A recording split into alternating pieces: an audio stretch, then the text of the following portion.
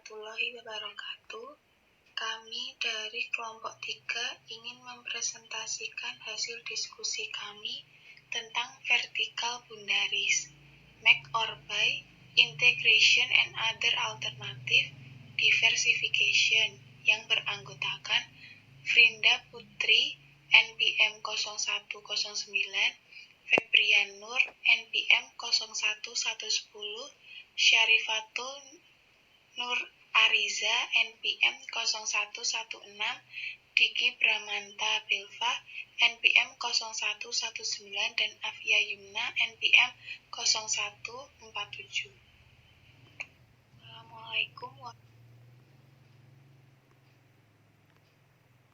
Pengertian diversifikasi. Diversifikasi ekonomi adalah usaha beraneka-ragaman produk, bidang usaha, atau lokasi perusahaan yang dilakukan suatu perusahaan untuk memaksimalkan keuntungan, sehingga arus kas perusahaan dapat lebih stabil. Ini dilakukan perusahaan untuk mengatasi krisis ekonomi, sehingga apabila suatu perusahaan mengalami kemerosotan pendapat di salah satu produk atau negara atau daerah, maka produk negara atau daerah lain mendapat kelebihan pendapat sehingga kekurangan yang terjadi bisa ditutupi. Biasanya hal ini dilakukan oleh perusahaan-perusahaan besar seperti MNC, karena dengan demikian perusahaan dapat menjamin pendapatan atau arus kas yang lebih stabil, sehingga meningkatkan kepada pemegang saham. Pengertian diversifikasi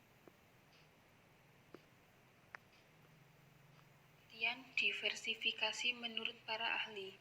Tipstono mendefinisikan bahwa diversifikasi ini ialah upaya mencari serta juga menciptakan produk atau pasar yang baru, atau juga keduanya, dalam rangka mengejar pertumbuhan, peningkatan penjualan, profitabilitas, serta juga fleksibilitas.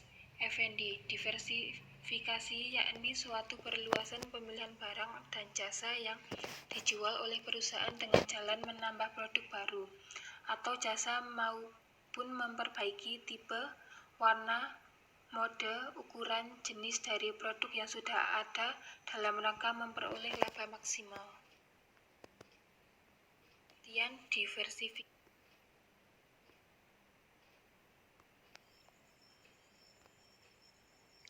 Tujuan perusahaan melakukan diversifikasi. Yang pertama yaitu pertumbuhan dan nilai tambah. Tujuan ini dapat terpenuhi ketika investasi yang dilakukan perusahaan memberikan keuntungan bagi perusahaan. Misalnya yaitu mengakuisisi perusahaan yang memiliki sumber daya strategis seperti pemasok yang memproduksi bahan baku utama perusahaan atau merupakan distributor yang telah memiliki saluran distribusi yang luas. Diversifikasi usaha seperti ini akan memberikan nilai tambah secara tidak langsung dari perusahaan yang diakuisisi tersebut. Yang kedua yaitu meratakan risiko. Tujuan ini dimaksudkan bahwa dengan berinvestasi pada beberapa usaha, maka risiko yang dimiliki satu usaha tidak berpengaruh secara total terhadap perusahaan karena dapat diimbangi oleh return dari usaha lainnya. Yang ketiga, mencapai sinergi. Kombinasi antara segmen usaha diharapkan memiliki kemampuan untuk mencapai sesuatu yang tidak mungkin dicapai bila usaha tersebut bekerja sendiri-sendiri. Yang keempat,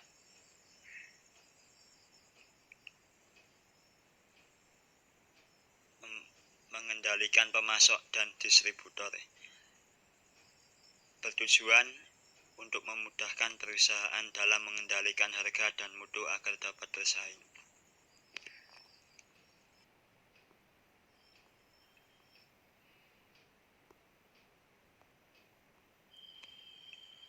Bentuk diversifikasi perusahaan dilihat dari bentuknya dapat dibagi menjadi dua, vertikal dan horizontal. Yang pertama, diversifikasi vertikal.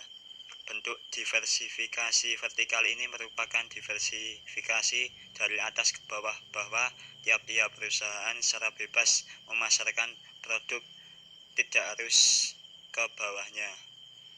Misalkan perusahaan peternakan harus hanya menjual hasil tenaganya ke perusahaan kulit milik Anda, bisa juga ke perusahaan olahan kulit yang lainnya, bahkan pesaing. Kemudian usaha toko juga tidak terpaku hanya menjual produk seperti perusahaan Anda, bisa saja menjual produk sepatu pesaing.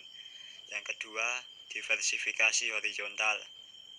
Berbeda dengan vertikal, horizontal adalah membagi usaha Anda baik konsentris dan konglomerasi.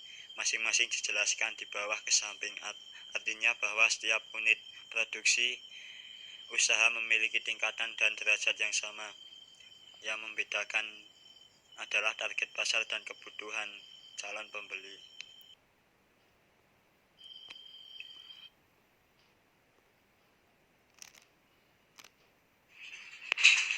Strategi diversifikasi konsentris merupakan strategi menambahkan produk baru yang masih terdapat hubungannya dalam hal kesamaan teknologi, fasilitas bersama, atau juga jaringan pemasaran yang sama dengan produk yang ada sekarang ini. Strategi diversifikasi konglomerasi merupakan strategi menambahkan produk baru yang dipasarkan pada pasar baru yang tidak berhubungan atau berkaitan dengan yang ada sekarang ini, supaya hal tersebut berjalan efektif.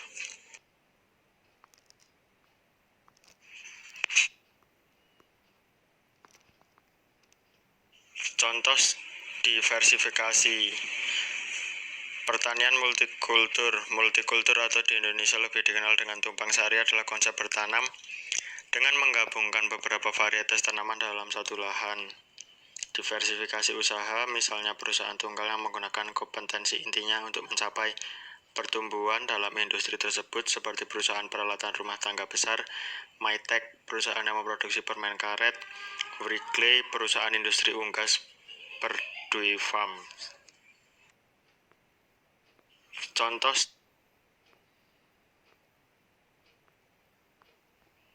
manfaat diversifikasi. Yang pertama, meningkatkan profitabilitas serta daya saing, yaitu dengan memiliki perusahaan atau investasi pada segala macam jenis produk akan mencegah pesaing untuk memonopoli pasar.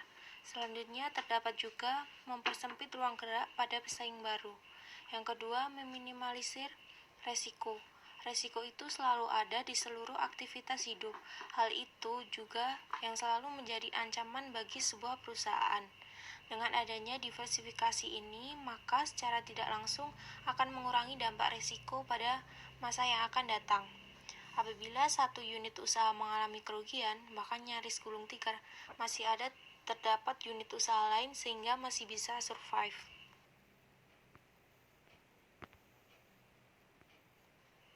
Manfaat sekian yang dapat kami sampaikan.